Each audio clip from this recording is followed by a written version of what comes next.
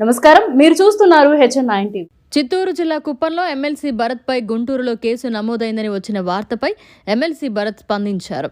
తనపై దుష్ప్రచారం చేస్తున్న వారిపై చట్టపరంగా చర్యలు తీసుకుంటామన్నారు. భగవంతుడి దర్శన టికెట్లను అమ్ముకొని బ్రతకాల్సిన అవసరం నాకు లేదన్నారు. మల్లికార్జున అనే వ్యక్తి ఎవరో నాకు తెలియదన్నారు. కుప్పంలో చంద్రబాబుపై పోటీ చేశాననే కక్షతోనే నాపై ఇలాంటి దుష్ప్రచారాలు చేస్తున్నారన్నారు. దీనిపై పోలీసులు విచారణ జరిపి నిజ నిజాలు బయటపెట్టాలన్నారు.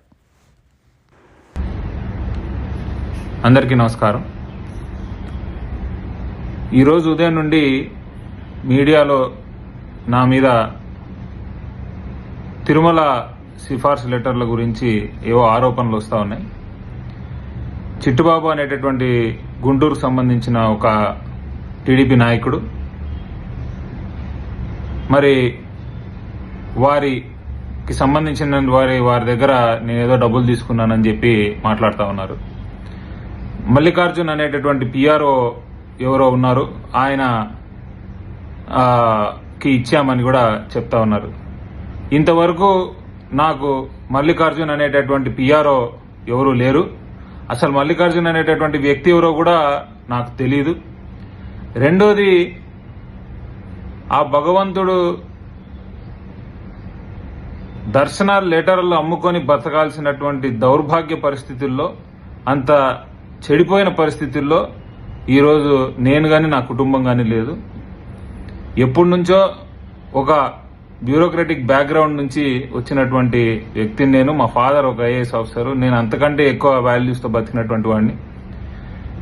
ఇప్పటి వరకు ఇలాంటి ఆరోపణలు కానీ లేకపోతే నా క్యారెక్టర్ని అసాసినేట్ చేయడానికి ఇలాంటి మాటలు కానీ ఎప్పుడూ మాట్లాడలేదు. కేవలం కుప్పంలో చంద్రబాబు నాయుడు గారికి ధీటుగా నిలబడి పోటీ చేశామని, ఇంకా నిలబడి అక్కడ ఫైట్ చేస్తున్నామనే ఒకే ఒక కక్షతో ఈరోజు నన్ను, నా పేరును నాశనం చేయాలని చెప్పి ఇలాంటి అనవసరమైన రాజకీయ కేసులు, అనవసరమైన డిఫేమ్ చేయడానికి చేస్తా ఉన్నారు. ఖచ్చితంగా దీన్ని నేను ఎదుర్కొంటాను. భగవంతుని లెటర్లు కానీ ఇంకోటి కానీ అమ్ముకొని బ్రతకాల్సినటువంటి పరిస్థితి నాకు లేదు. అది ఎప్పటికీ కూడా రాదు. ఈ మల్లికార్జున్ ఎవరో, మరి వాళ్ళు ఆ రాసినటువంటి పేర్లు ఎవరెవరు అయితే ఉన్నాయో వాళ్ళందరూ ఎవరెవరో కూడా మేము కూడా కనుక్కోవడానికి ప్రయత్నం చేస్తా ఉన్నాము.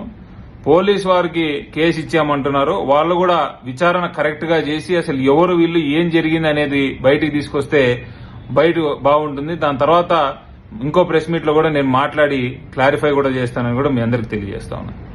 Thank you. మరిన్ని అప్డేట్స్ కోసం మన HN9 టీవీ ఛానల్ ని సబ్స్క్రైబ్ చేసుకోండి.